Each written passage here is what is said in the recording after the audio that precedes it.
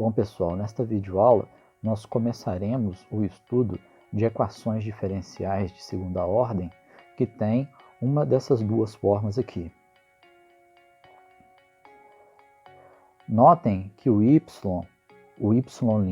e o y' estão elevados à potência 1. Além disso, nós não temos produtos envolvendo o y com as derivadas do y e nem produtos envolvendo y' com y'. Portanto, essas equações diferenciais são classificadas como lineares. Notem também que nós colocamos os termos que possuem y e as derivadas do y de um lado da equação. Se ao fizermos isso, o que sobrar do outro lado da equação for uma função de t diferente de zero, nós dizemos que essa equação diferencial é uma equação diferencial não homogênea. Caso o que sobre do outro lado da equação seja zero, nós dizemos que essa equação diferencial é uma equação diferencial homogênea. Além disso, notem que o coeficiente de y' é igual a 1.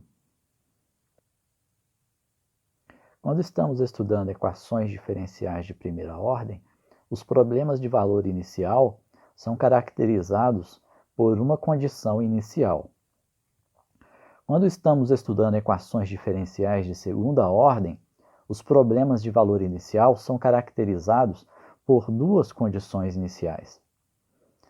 No nosso caso, nós faremos o seguinte: dado um t0 conhecido, também serão conhecidos o valor de y para este t0, que nós chamaremos de y0, e o valor da derivada do y neste t0, que chamaremos y0'. O que eu quero apresentar para vocês nesta videoaula e nas próximas videoaulas são alguns teoremas que formam a estrutura sobre a qual é apoiada a teoria das equações diferenciais de segunda ordem lineares. Então vamos ao nosso primeiro teorema. Esse teorema nos diz o seguinte: considere o seguinte problema de valor inicial.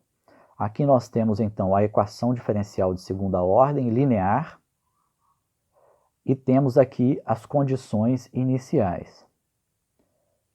Então, se essas funções p, q e g são funções contínuas em um intervalo aberto, então esse teorema garante para nós a existência de exatamente uma solução, nesse caso, uma função da variável t, para este problema de valor inicial. Ou seja, existe uma solução, não existe mais que uma e não existe menos que uma solução para esta equação, para este problema de valor inicial. E esta solução existe em todo este intervalo i, que é o intervalo onde as funções p, q e g são funções contínuas. Neste momento eu não vou demonstrar esse teorema, talvez numa outra ocasião eu demonstre. Mas vamos fazer o seguinte, vamos fazer um exemplo demonstrando o uso desse teorema. Então, neste exemplo nós temos o seguinte problema: determine o maior intervalo no qual é garantida a existência de exatamente uma solução duas vezes diferenciável para este problema de valor inicial.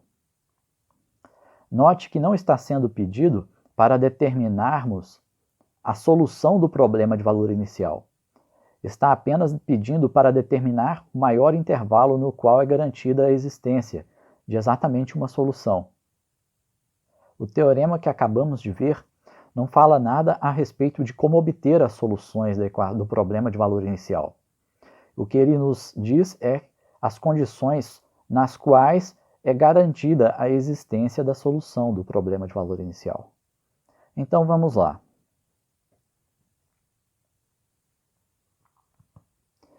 O primeiro passo é escrever esta equação diferencial na forma padrão.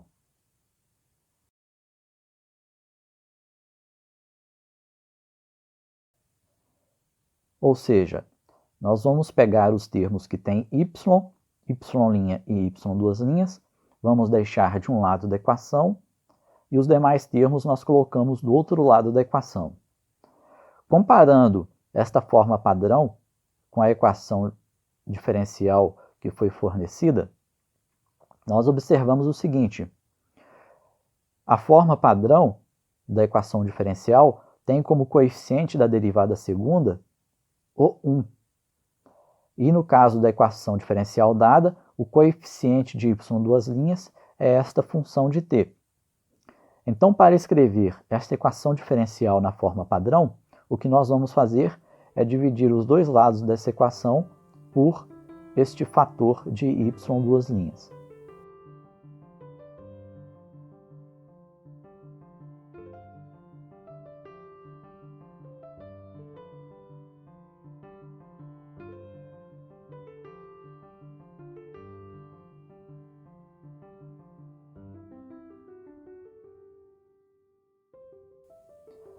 Desta forma, nós identificamos quem são as funções p, q e g.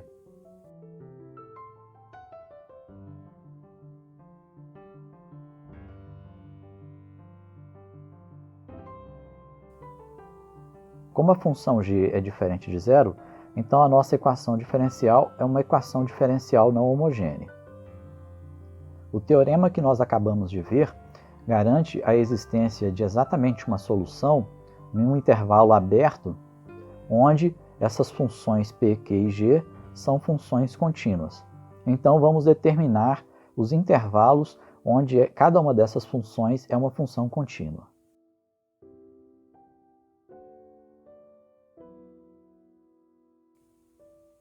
A função p, nós observamos que ela é uma função contínua, exceto em t igual a 4, que é o valor de t onde o denominador se anula. Então, ou seja, a função p ela não é definida em t igual a 4. Então, essa função ela é contínua para t menor que 4 e contínua para t maior que 4.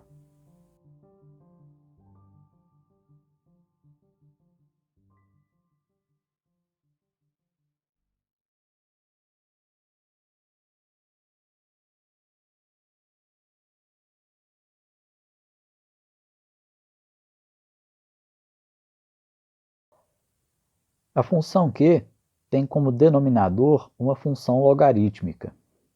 E nós sabemos que as funções logarítmicas não são definidas quando o argumento é menor ou igual a zero. Então, a primeira observação que nós fazemos, olhando para esse denominador, é que os valores de t precisam ser maiores que zero. Além disso, nós sabemos que ln de t é igual a zero para t igual a 1. E como a divisão por zero é uma operação que não é definida, então nós também precisamos excluir o ponto t igual a 1.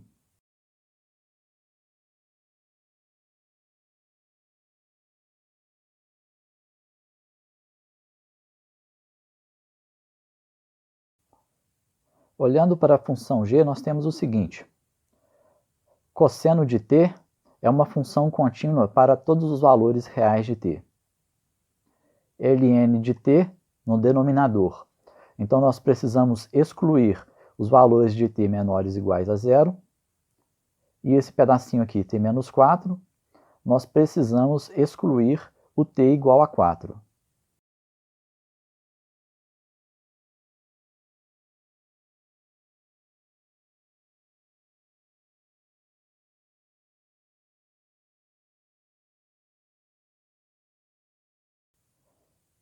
Muito bem.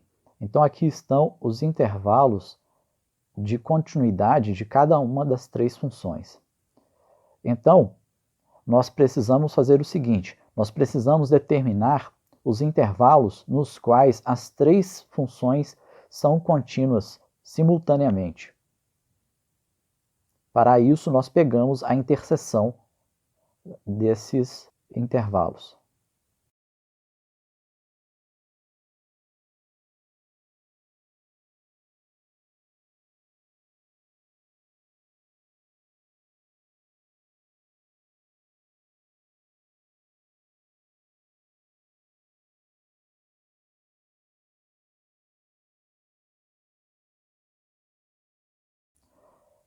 Então, nós determinamos aqui, desta forma, que existem 3 intervalos onde as funções p, q e g são simultaneamente contínuas, que é o intervalo de t entre 0 e 1, t entre 1 e 4 e t maior que 4.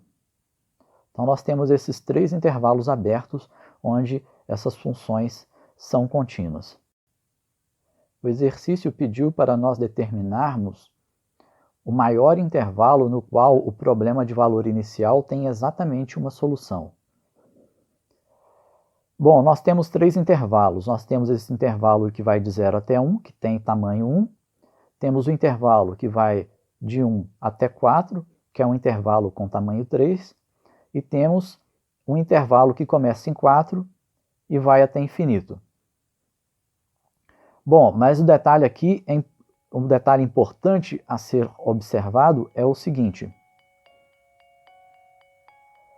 O problema de valor inicial falou para nós o seguinte: a condição inicial considera como t igual a t0 este t0 igual a 2.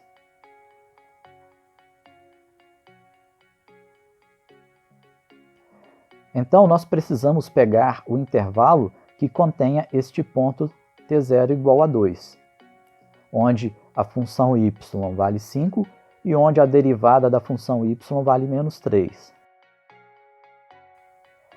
O t0 igual a 2 está mais ou menos aqui assim.